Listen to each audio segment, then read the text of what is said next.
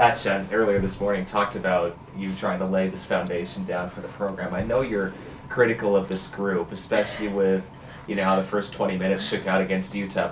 Are you starting to see some of that come together here? That sounds bad. I'm critical, but I am. I do look at us critically. I think every coach does. I mean, we know our biggest weaknesses. We see them every day.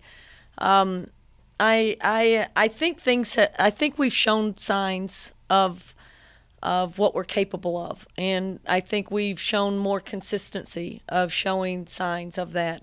But we've also fallen back so fast. One good game on a weekend, one bad game. We come back and I watch them in practice go through the motions, or not bring great energy, or not mentally be as prepared as we want them to be. And so I see the habits of the things that I just am talking about to you guys all the time. The habits of are just really the ultimate respect the game and what it takes to be good at this game, and how hard and how urgent every moment you have, whether you're preparing for practice, whether you're in practice, whether you're lifting, whether you're taking care of your body off the court. They're all habits that, I just don't think we are completely bought in and know the importance of all of those things. So we're growing those things. I think we're getting better in those areas. But I think those are the things that we can really control. And those are that's why I'm harping on those things, because, right now we don't have a bunch of pieces in our offense go, oh, she's not playing well, let's grab this one, she can do it. We don't have that luxury. We have to get our players playing to their strength every single time they step on the floor, and that requires them to prepare well and to bring their best every day. On the flip side of that, more of a complete performance against Colorado on Sunday, does that reflect a lot of the potential that these players inside this program already possess? It reflects something. I look at it and I go, we didn't show them the Utah film, but we talked about it. We didn't have to say much. We just didn't show up to play for 15 minutes. They played so much faster. They played so much more with so much more passion. They played to their roles. We knew exactly what they were going to do, and they just drove it down our throats, and the players were unbelievably good at what they did. And that was a team that lost their second best player. And it was a team I thought we matched up well with. And then all of a sudden we just started crawling back in, which gives us a lot of hope and makes us understand what we're capable of, that we played pretty well for 25 minutes and got back in the game and actually had a chance to win the game. So, and then to turn around and be able to basically say 25 minutes isn't good enough. And Colorado's coming in here a little wounded. They've lost a player too, so we're right back where we were a day ago when we didn't come ready to play for Utah. So to see our team respond the way they did and play a really complete game against Colorado was encouraging. And it was, in fact, I think in many ways it was Bobby's best performance in how hard she played on both ends of the court. So that encourages me more than anything, because I think we can build on that. I think one of the things you've talked about is making these players more complete, and you out-rebounded Colorado 38-27 on Sunday. How satisfying was it for you to see that stat in the box score? Yeah, I thought our stat sheet was unbelievably good, with the exception of, in the first half we had 12 turnovers, which I think really limited what we did offensively. I think that's why it was a struggle. I think we had 4 assists in the first half.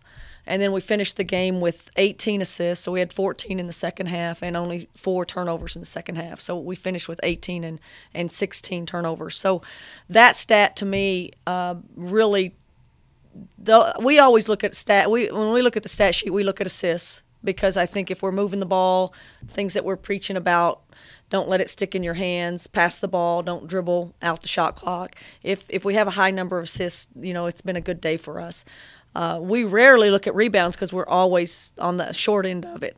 So we did really celebrate the fact that we out-rebounded Colorado. And again, I think that had a lot to do with Bobby. Bobby went from 4 rebounds to 10. And she was active in the post, and then that lets us have a chance to – in fact, that she got a double-double. Again, I think it was as much her in the post as anything that helped us have a plus side in rebounding. And then Chanel, it seems like she's putting it into another gear over these last 5 games. Are you starting to see her blossom into that five-star talent that she was now that she's 2 years off that ACL? Well, I think Nell is probably the key to our program and team, and I say that knowing Bobby is unbelievable. Bobby is consistent. She's always going to get her points. But Nell really has that conviction and commitment to doing whatever it means to help our team win. And she doesn't care about if she scores. She doesn't care about anything other than us winning. And that kind of energy and that kind of leadership and passion is exactly what we need in the point guard position. She can do all of those things. She can shoot it. She can distribute. She guards bigs, littles. I mean, she really is what we need in the guard spot. So I think her game's gotten better. I think she's getting more confident in what we want her to do. She wants to study it. She wants edits. She asks for, what do I need to do? She's just a hungry player that really wants to win and wants to help in any way she can. So I wish I had more of her because I wish, in a million ways, she's disciplined. She eats great. She comes ready to practice every day. I mean, I could talk a long time about her because of what she gives to our program. Another one of your starters, Maria Kosterkova, she looks very comfortable in the post right now. How much growth have you seen in her between when you arrived in the springtime to where we're at now? Well, I look at Maria and I just, so much of a coach, it's like when you put someone in the game, you want to know what you're going to get from them. And coaches don't like roller coasters. They don't like one day you're good, one day you're bad. And Maria, I think above anyone on our team, we know exactly what we're going to get from her. She really plays to her role. She rarely gets outside of what she's capable of doing. She's become a presence on the block. She is our best rebounder. She rebounds. She's about the only one that rebounds often. She doesn't turn the ball over too much.